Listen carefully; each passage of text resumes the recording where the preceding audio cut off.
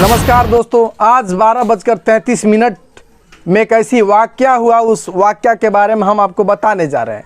क्योंकि बताने का रीज़न यह है कि बहुत सारे हमारे दोस्त मित्र भाई बंधु सभी लोगों ने फ़ोन किया, मैसेज किया कि भाई बताइए क्या हो रहा है। तो आपको बता दें कि जैसे ही 12:32 से 33 में जैसे ही घुसा, सभी जगहों पे हलचल मच गई।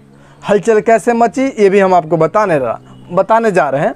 हलचल सबके मोबाइल में एक नोटिफिकेशन आता है और सबका मोबाइल जो वाइब्रेट कर रहा है और बाजना शुरू हो जाता है।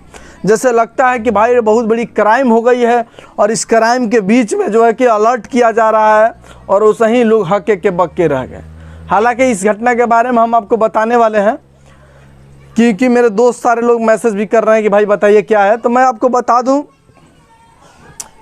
कि 12:33 में जो हलचल हुई, उसके बाद 12:47 होता है, फिर से वही हलचल हो जाता है और लोग कहते हैं कि भाई ये हलचल तो है, हलचल क्यों है।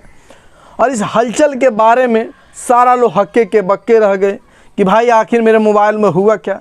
हमने सोचा कि हम पता करते हैं कि किस किस जगह पे हुई है। बहुत सारे जगह हमने भी फ़ोन किया, क्योंकि हमारे यहाँ के जो लोकल लोग थे वही हमें फ़ोन कर रहे थे, बाहर से कहीं से फ़ोन आ रही ही थी। तो हमने जब जानकारी लिया तब पता चला कि नहीं, ये सब जगह वैसा ही है। तो आपको बता दें कि 2015 में यानी 25 अप्रैल को एक भूकंप आया था, जो नेपाल में सबसे ज़्यादा तीव्र यानी 7.8 का तीव्र था। और उसके बाद लगातार तीव्रता यानी कहे तो भूकंप में ही था, आते रहा, लोग डरते रहे। उसी तरह जब पहला नोटिफिकेशन गिरा तो लोग डर गए कि कुछ होने वाला है क्या। कितना इमरजेंसी और इतना सीरियस कंडीशन में सबके मोबाइल में एक साथ जो है कि वाइब्रेट करना शुरू कर दिया और नोटिफिकेशन आ गया और इमरजेंसी अलर्ट कर दिया गया। उसके बाद में क्या हुआ, फिर 47 में यानी 12:47 में हुई, सेम वही प्रोसेस हुआ कि लोग डर गए।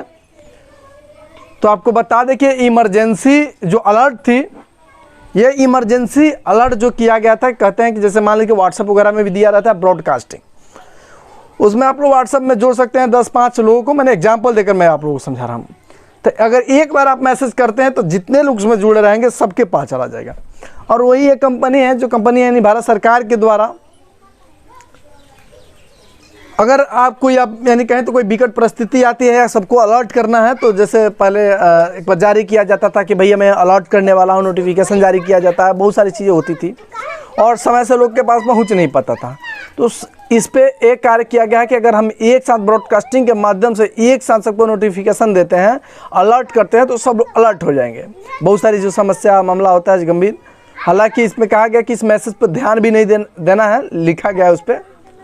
और ये भी बताया गया है कि अगर कोई भी विकट परिस्थिति आती है तो आपको अलर्ट करने के लिए पहला जैसे कि ट्रायल किया गया है कि ऐसा होता है कि नहीं। तो ट्रायल उन लोगों को लग रहा है कि सक्सेसफुल हो गया है और सबके मोबाइल पे आया है।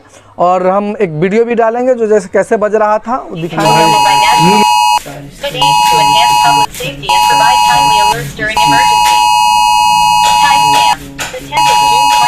इमरजेंसी अलर्ट एक्सट्रीम, यह भारत सरकार के दूरसंचार विभाग के द्वारा सेल ब्रॉडकास्टिंग के माध्यम से भेजा गया था। और यह एक परीक्षण था, जैसे आप लोगों ने पढ़ा।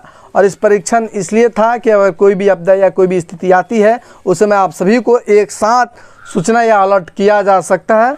बस इतना ही। अगर कैसी आपको जानकारी लगे हमारे कमेंट बॉक्स में ज़रूर बताएं। धन्यवाद।